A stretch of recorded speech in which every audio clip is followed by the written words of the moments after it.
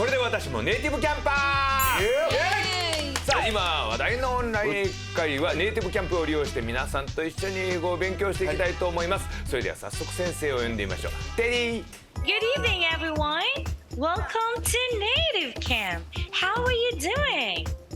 I'm fine. Great. I'm Teacher Teddy. Let's learn some English together.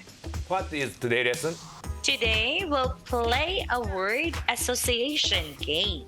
本日は連想ゲームをやりたいと思います。あるものの特徴を言うので皆さんは何を指しているか英語でお答えください。それでは行きましょう。テディ、プリーズスタート。Okay, let's get started.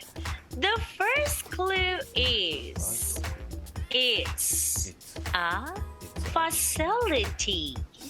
施設なんか英語出てきます？体育館というのは体育館言いたいね。体育館って言いたいね。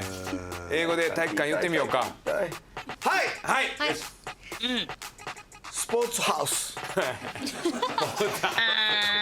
No. 何を指してんのスポーツスタジアム。No. 体育館にこだわる。それが正解かどうかわかんないですからね。山本さんなんか言うときます。施設。ワードオフィス No. 聞いて答えたの。 The next clue is there are many artworks there. はいはい。アートハウスAlmost そういう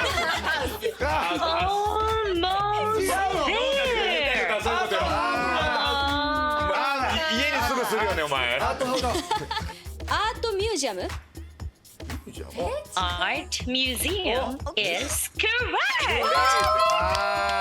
ミュージアムやっぱりかそうだ。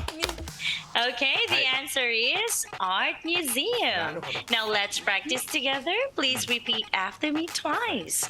Art museum. アートミュージアム Art museum. アートミュージアム Well done. Everyone did a great job today. Thank you. Bye bye. バイバイ